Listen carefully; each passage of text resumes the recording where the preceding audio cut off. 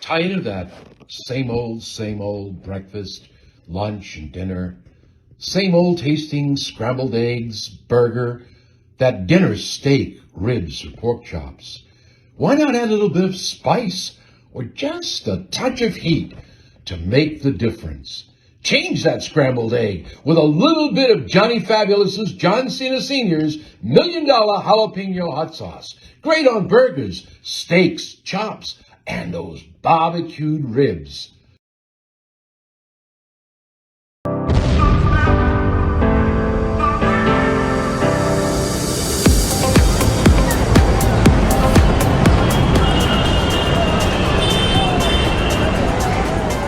Dino Luzi Energy Drink.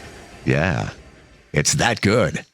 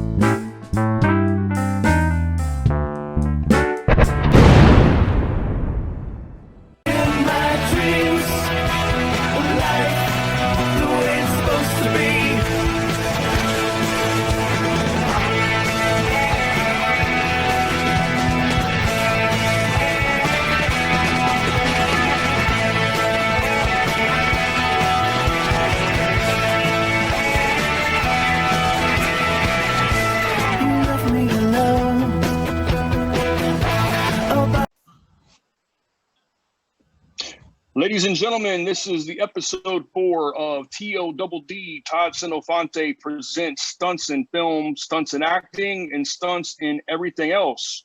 So this episode, we're going to talk about acting as far as cue times, call sheets. Todd's going to explain to you what a call sheet is and how important it is for an actor to know what the call sheet reads and how to receive their call sheets.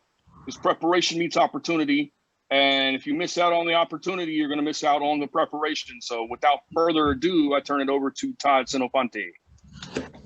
What is up? So yeah, call sheets are pretty much the cream of the crop. A call sheet is something that lists everything that you're going to do, what scenes, what to bring, what cast members are on for that day, and usually tells you the location, the call time, the crew time. Some of the times are different. Some people get there earlier, and then some of the actors, actresses, have a later call time. But I had this call sheet from Universal Soldier: The Return. Again, another memorabilia thing that I'm going to bring up, and I had it laminated.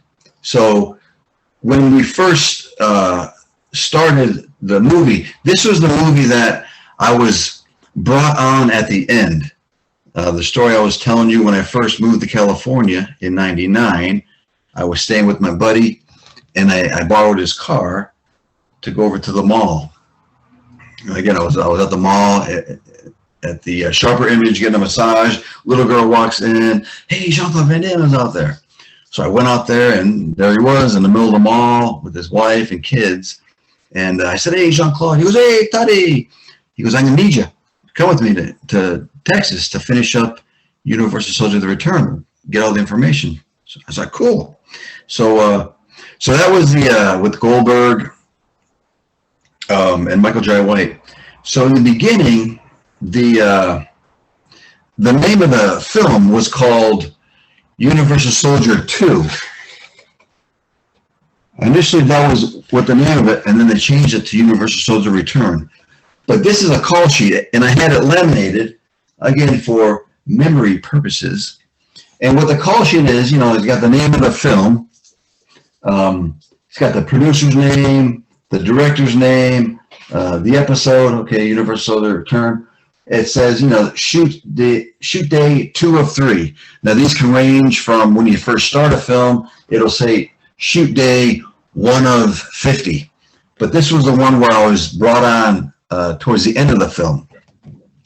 And then it lists the set, This is actually what's going to happen. It's an indoor cold room set. Luke and Seth battle. That's the very end of the film where the fight scene takes place. And then it usually tells you the scenes, the cast. The cast are numbered, so it's really easy when you look down on the cast. If you see your number, that means you're working that day. And then, it'll give you the pages, one page we did that day, and then locations. Then we went to the MPS studios, and it gives you the address. And then down in the middle, it actually has the cast members. It's got Van Damme, Michael J. White, Double, my name, and the rest of the guys working that day. And then on the bottom, it'll have atmosphere and stand-ins. So when the actors have stand-ins, they'll list the stand-ins on there, and atmosphere as follows. So on the bottom, it has advanced schedule. So you know exactly, next day. Sometimes they'll have 2 days in advance. So usually on the bottom, they'll have the advanced schedule. After this day we shoot, you go down here and you read, okay, we're going to go there. Okay. So that's the advanced schedule. And of course, on the bottom, it's got all the, emergency contacts in case something happens. That's the numbers to call. On the back, it'll list all of the departments, which again is cool because, it brings back memories. Oh yeah, I remember. Yeah, I remember working with him. I got to look him up, see how he's doing. So it lists from the electrical guys, the makeup, the wardrobe, the art department, the construction, the gaffers, electrical department, the stunt department, the sound, the property master. The prop guys are the ones that actually have the guns, or if you need like a baseball bat, or a lot of just in general the whole set. They're responsible for creating the set, and then additional requirements. Okay, for props, the rubber gun. We use a rubber gun, and then the grip, electrical. Okay, we're gonna need 2 cameras. We need some dirt, and we dust. And then the production, they need 7 walkie-talkies on the set. So for me, this is, and it says, okay, the crew call. You see on top, the crew call is 12 p.m.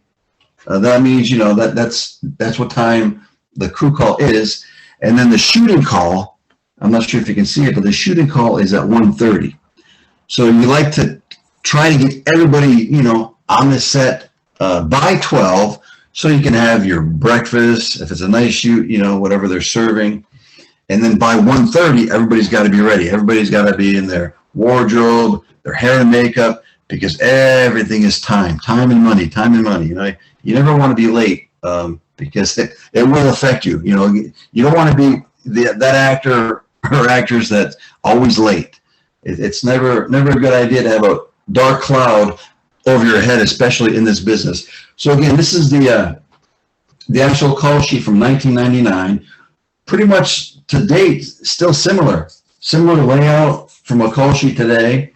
And then once you get on the set, they'll have a 3 or 4 pages and little paper, like a little script that they're called sides.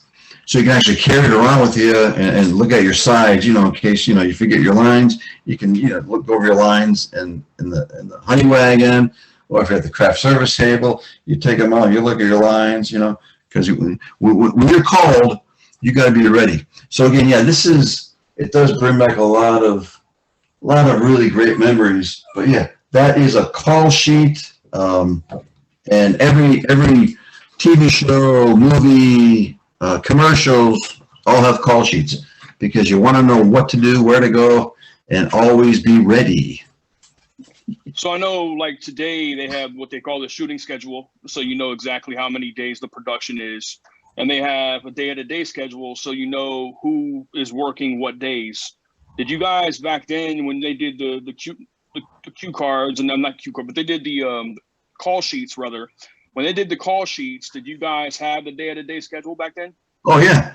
Yeah, this is even sudden death. I think in my storage, I do have the sudden death, and it's very similar to the one I laminated. I should go laminate those too. But yeah, nothing really has changed since, 1994.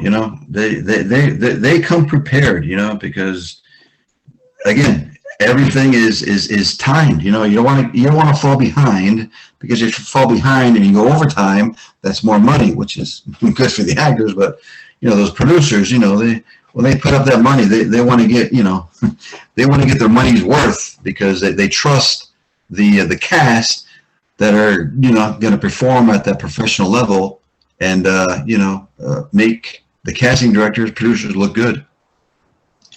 So you early on, man, you were basically booking everything on your own, like without representation. You didn't really have an agent. You really didn't have a management team. Like, how was it? How long was it in the business before you had an agent or you had a management team that were submitting you to projects?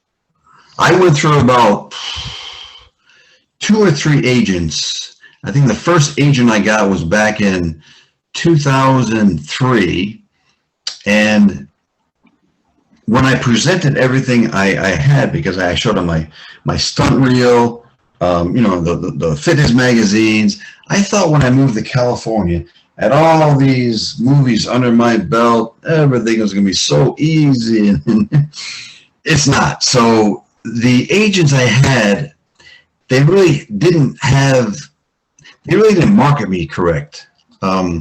They were just pushing me in this one direction. And then when I would sit down and talk with them, and I showed them some footage, that I've done, acting reel, they just wanted to try to push me in the one direction. It wasn't just for the stunt work, but it was weird. Then when I, shied away from that one, I got another agent, and it was still the same thing. So I'm thinking to myself, I don't really need an agent right now. I just got to find my own work, build myself up, and then when it comes time, then maybe I'll need an agent. But back then, I was stapling resumes to my headshot. I was mailing them out. I was dropping them off. I remember I walked into this one casting director's door. It was open. And I was like, my name is Todd Senofonte. Do you have like a minute? Can I show you something?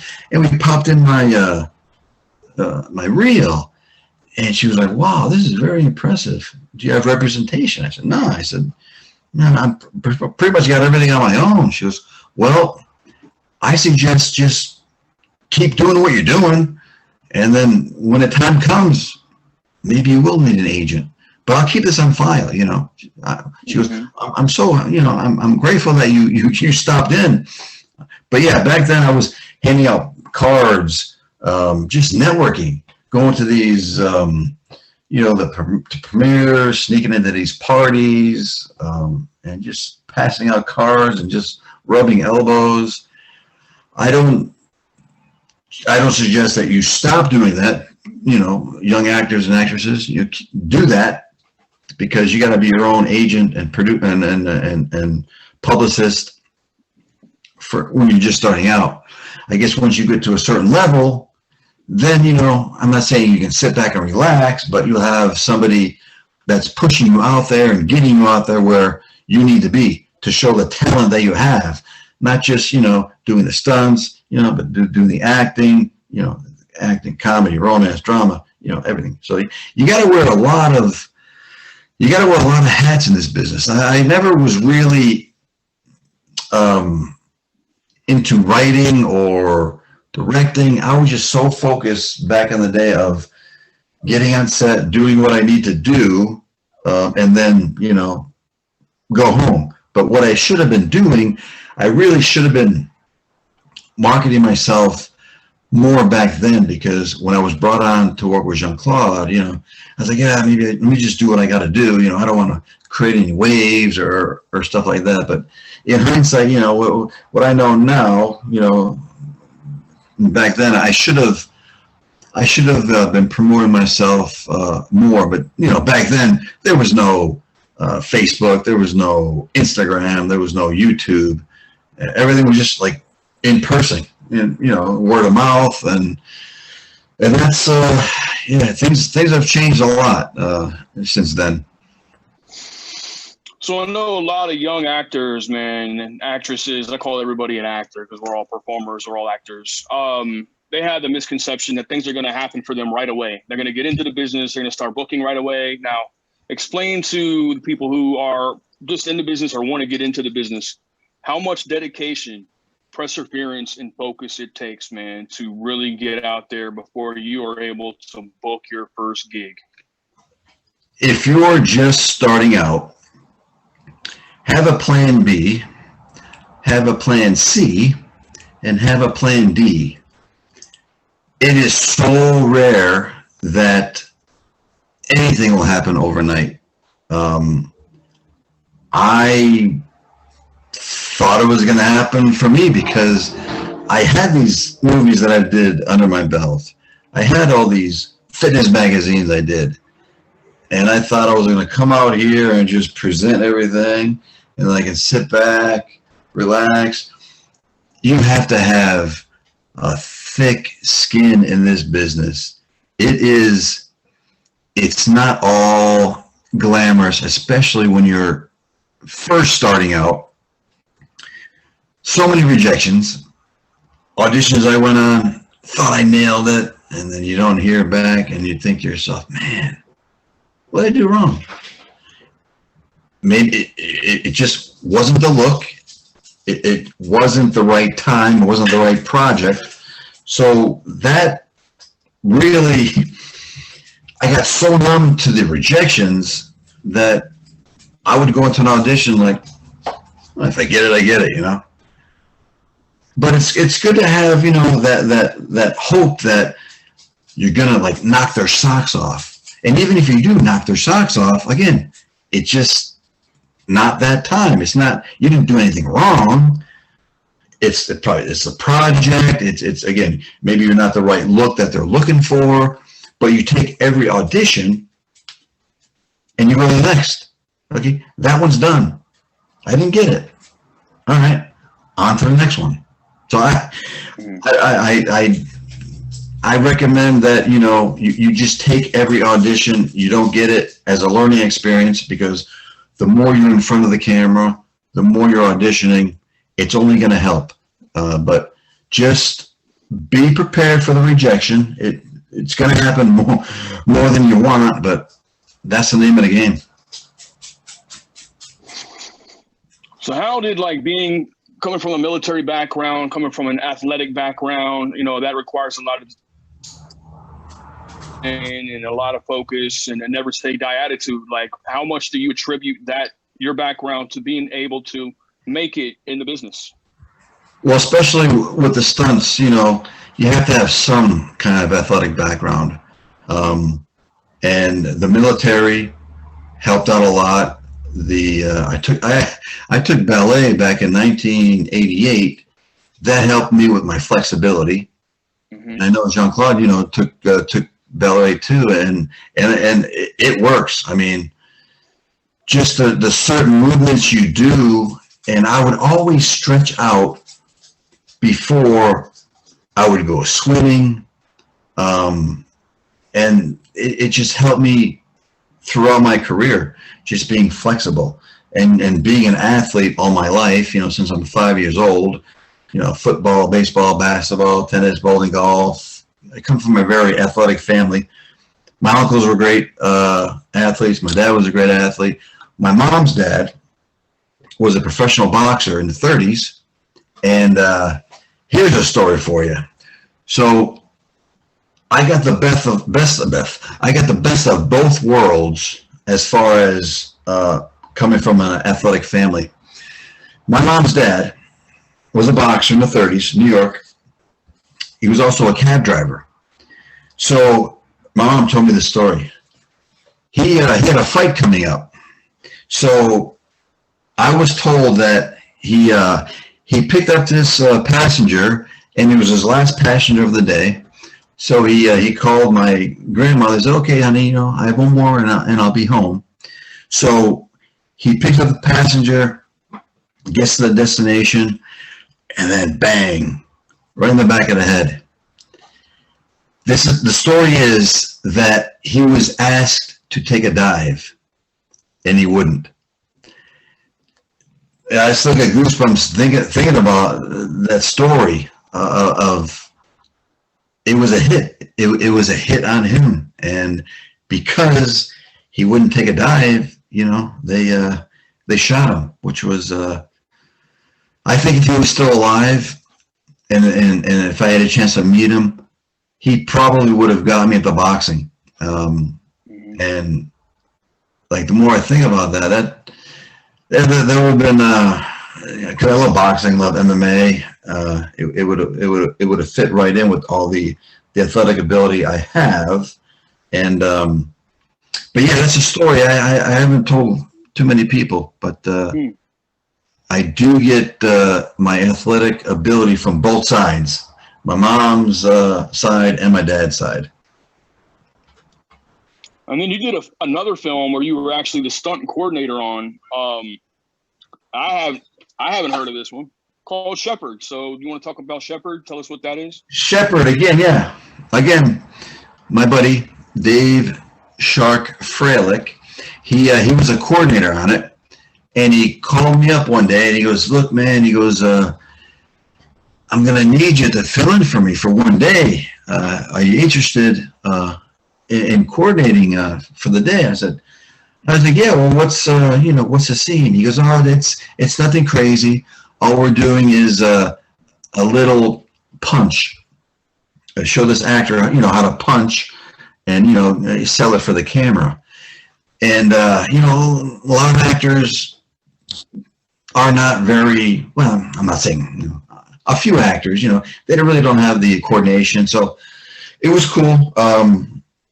All they had to do was, and the key in these fight scenes is selling the punch, and depending where the camera is and reaction. So I had to show this one actor, now I'm gonna throw a punch at you. I want you to react. I said, and he was like, I was like, no, okay. So I said, okay, you throw me a punch. So that he would, throw me a punch. I said, that's how you got to sell it. About maybe a couple of inches away from, the actor's face. And we had to put the camera a certain angle where you really can see it, selling. So that was my first, stunt coordinator, project, but it was cool. Again, you got to meet all these other actors, and they would come over to me and ask me, questions. And it was cool. It was cool to teach them just simple little things like throwing a punch, reacting. So the Shepherd, yeah, that was a fun little project. So actually, I was a professional wrestler for 9 years, and that's the same terminology that we use, selling. So you have to make it look real, believable for the audience, and same thing with film. You gotta make it look real to the audience. So explain some of that. Like, how do you pull your punches? How do you know exactly where to come to your mark? I call your mark would stop without actually executing through, say, like a hard roundhouse kick without hitting the guy in the face. It's all about rehearsing. You rehearse until you can't rehearse anymore, because when it's time to shoot, you've got to be perfect, because you don't want to hit the other actor or actress. We would rehearse for hours, just to get a one kick or a one punch. But some of these, big fight scenes, it takes days, just to coordinate it, just to get your timing down. And again, depending where the camera is, that's where you move yourself, you move the actor. Okay, so the camera's there, so move a little bit. Yeah, stay right there. And then when you throw that punch in, it looks perfect. So a lot of preparation. A lot of the stunt coordinators will videotape it, and then show it to the director, or show it to, like for Jean-Claude, the stunt coordinator would go through a little scene, and he shows up. Oh, okay, that's good. Yeah. Okay, yeah, that's good. Yeah, that's good. And then and then when it's time to shoot, so preparation is the key. You do it until you can do it in your sleep. So you did another film called Cranium Intel, which you actually are getting ready to do the sequel part 2 now, Cranium Intel Magnetic Contamination. You want to talk about those films? Those are animated films. The first one, all we did is I did voiceovers. Mm-hmm. And I would go to the studio in Burbank, and the director gave me the lines, and I had my video and just, deliver the lines. And then they would take that, they would send it to the director. The director, I think, was on the East Coast. So we did all the voiceovers here, and they would send it to him. And then he would, do his thing and do the animated. Supposedly 2 is going to happen. It's going to be the same thing. Don't really have to be, on set. It's more of just the voiceovers. But I think voiceovers, that's another interesting industry, because that is probably the hardest job to get. There's so much you have to do. You have to, you got to make your CDs and duplicate them. So it's expensive. But then again, it's about timing, luck, and if the director likes your voice, you can make a good living on voiceovers.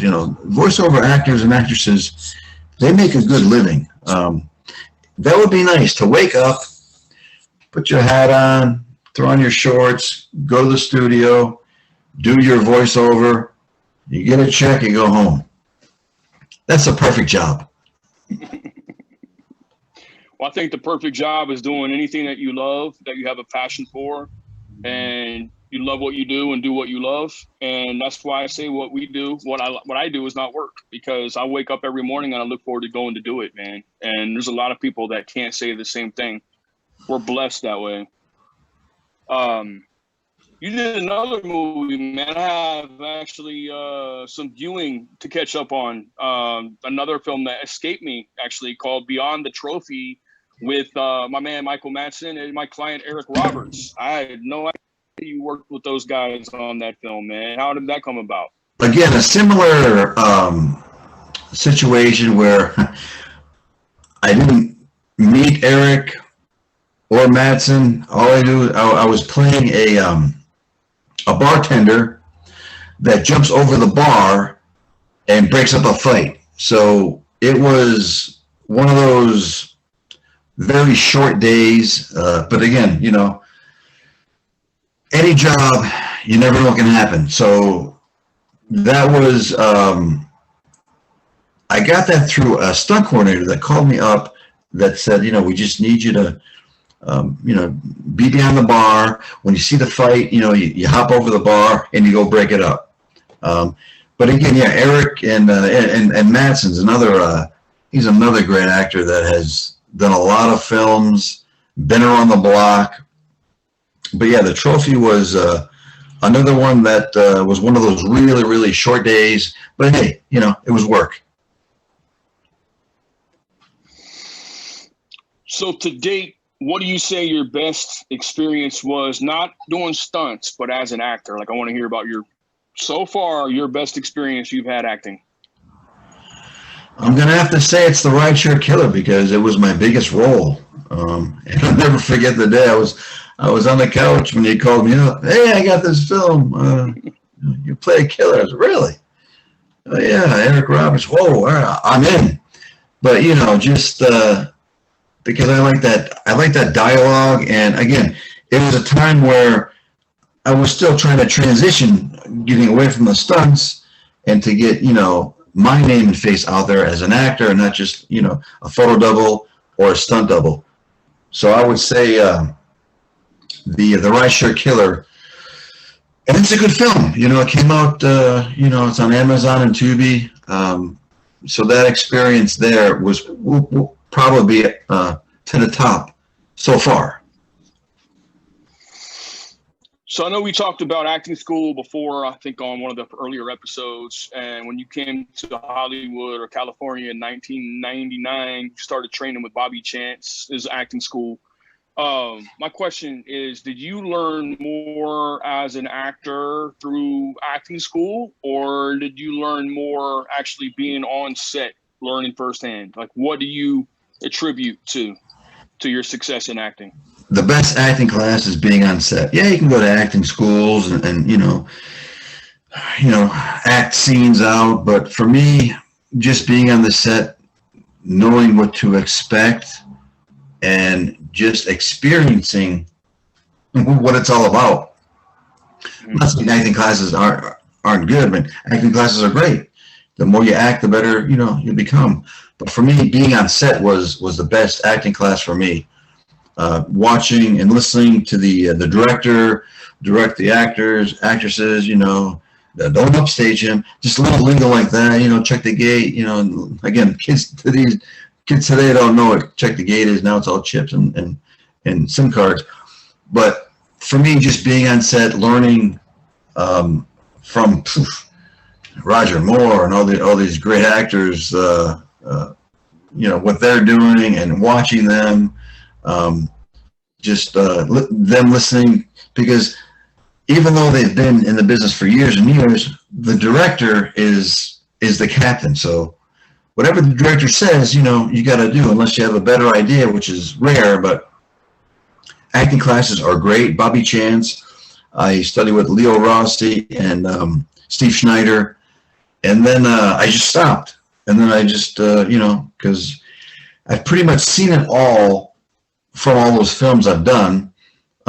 Maybe one day I will go back to it, but I think right now I'm just more focused on, getting the work now and capitalizing on what I know and what I've done. Well, to me personally, my favorite dramatic role that you've had to date was in a short film called A Reason to Live. I think that had really showed your dimension as an actor. Like, there's different levels to acting. I don't know what you feel about that experience, but I love that role you had in the film. I think it showed your dramatic range. Yeah, A Reason to Live did that for free because I needed footage. And when they sent me the script, I was like, wow, this is really deep. Because what it is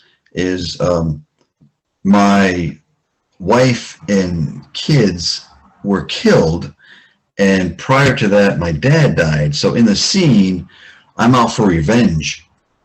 Because I see the guys that actually killed my family at a park. I'm at a park bench and I see them, and I'm thinking, so what do? I see them over there, and they're jogging around, and they stop, and I get up from the bench, I go over, I have a knife, and I do the same thing to them, and then I come back, and when I sit back, I gotta think about what they've done, what I've done, and then at the end, I take my own life. So that was a interesting film for me, because I had to think of really sad episodes. I would, my pet's dying, and that's where the tears came down. So that was a powerful part for me. It's actually on YouTube too, A Reason to Live.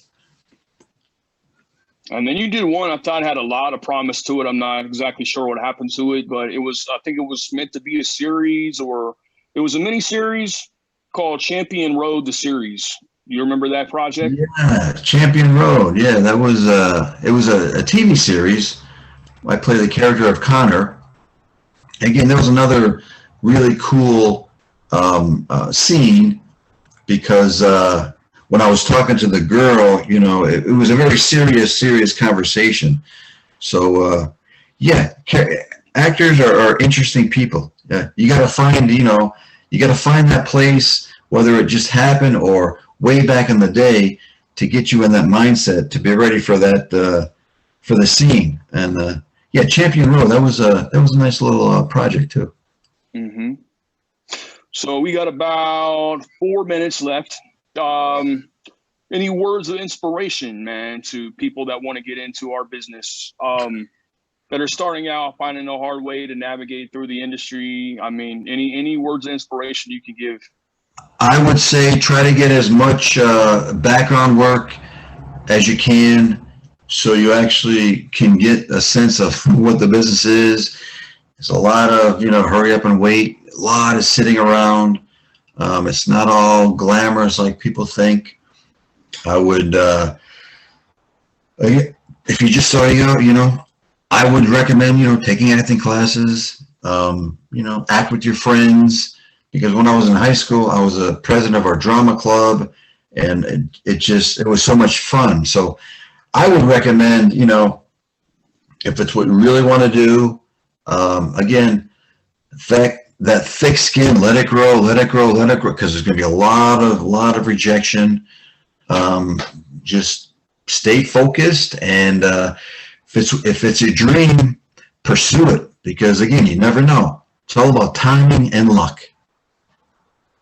And I think recognizing opportunity when it presents itself and taking hold of that opportunity and utilizing that opportunity to your advantage is a big thing in this industry also. Correct. Mm-hmm. So on that, ladies and gentlemen, this is the end of episode number 4 of Todd Senofonte, TODD. You have any departing words? TODD out, train hard, think of positive, and have fun. And on that, we'll see you next time. Peace out.